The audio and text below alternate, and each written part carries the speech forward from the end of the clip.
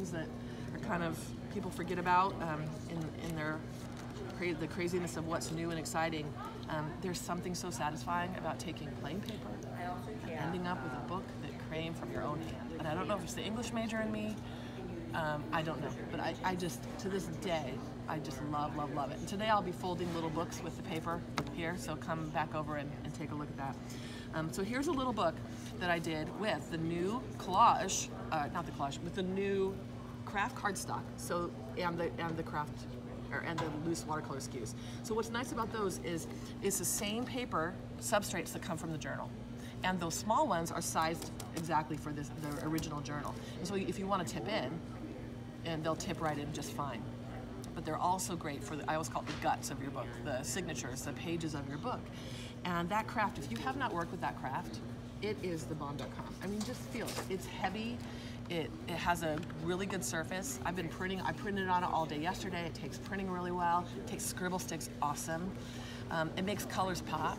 And I just love, we tried to do an all craft journal and I kicked the prototype back to the factory. I wasn't thrilled with it yet. Hopefully that's coming because that's still a dream of mine.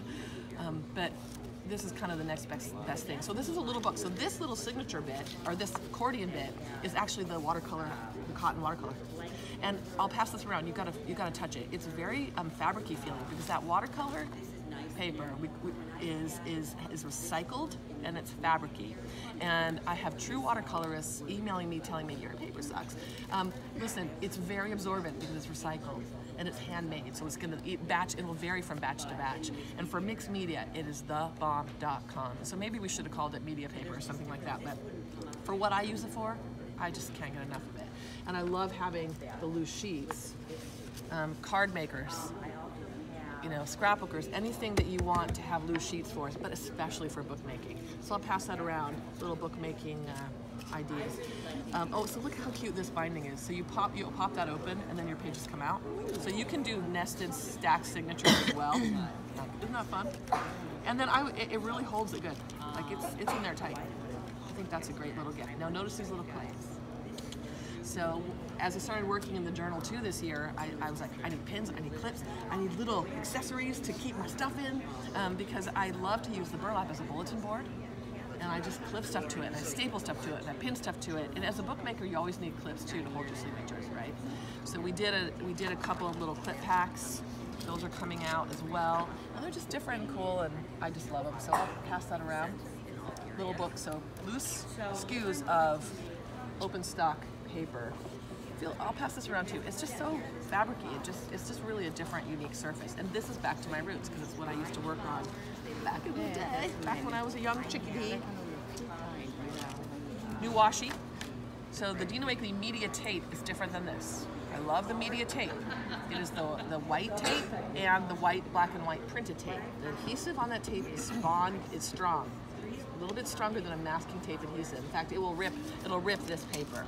So if you put my media tape on this and then try to pick it off, paper separates because the bond on that tape is pretty strong.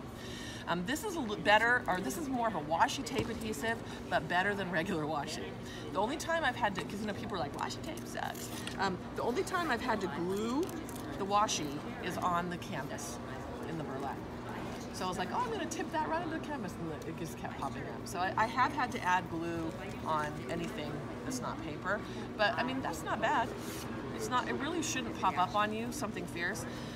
So fun washi, I hope you guys buy these because I want to make one. No pressure, but I love these. Fun colors, patterns. I sat in my studio for a couple days and I made all these long strips of artwork and sent them into Ranger, and they were like, oh. I'm like, just trust me, I love them, I love them. And they just did such a good job at shrinking them down and creating. So all these are actual collages that they created, or that I did, and then they turned into tape. So 2 sets of these. How many rolls? 5? 5-ish rolls of tape in the pack. So super excited.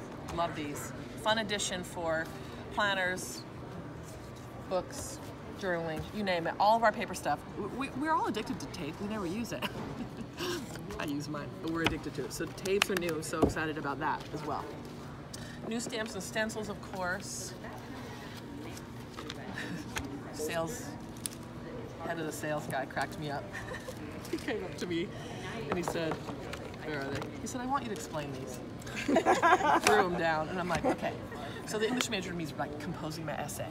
I'm like, how do I write a defense of my crazy stamped images? They're abstract figures, they are the base, they're tribal, they're primitive, they're abstract, they're the foundation for painting and making different. And I think the human figure has power, and that's what I'm interested in. I like to paint abstract figures. If you came at my house and looked at the paintings on my walls, I've got abstract figures everywhere. I like my goofy serial killer faces, and I like my abstract figures. And so, you know, I had so much fun creating with those. These were based out of just funky collages that I did. Somebody asked me if this was Ben, Diane's son. I'm like, oh my gosh, no, but it looks like him. That's cool, because I love Ben. He's awesome. I had to do some scribbly fishies, some scribbly critters, because I'm a scuba diver and I love the water. So we did some scribbly. All of these came right out of my journals. This face is this. So I had to clean it up a bit and take the words out of the face, but that's how I get a lot of my journal, or a lot of my stamped images. And I have the originals for some of the other ones with me as well. This one actually is this one, but she only has one eye, so I flipped her eye over. I gave her 2 eyes. I had complaints from the one eye stencil from before, like, I don't get it. I'm like, you put a heart there, you put a word there. So I gave her 2 eyes this time. Super fun. I think this is great, would be great for cards.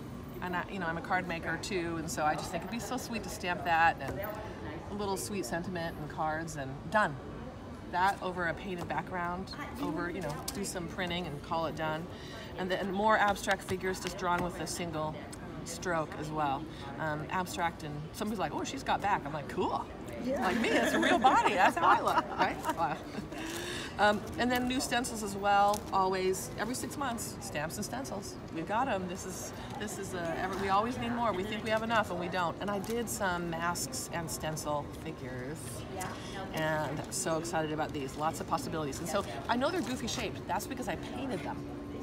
And then I took a photo, thanks, oh shoot. And then I scanned them in. And this is, again, your foundation. So you get your basic figure shape, and then it's what you do to the body that makes it look amazing. It's what you put in it, it's what you write in it, it's what you paint around it, it's what you stamp inside of it. So really fun and cool. And what I think one of the most exciting things of the show, for me, for my line, is the giant journal. That was a no-no.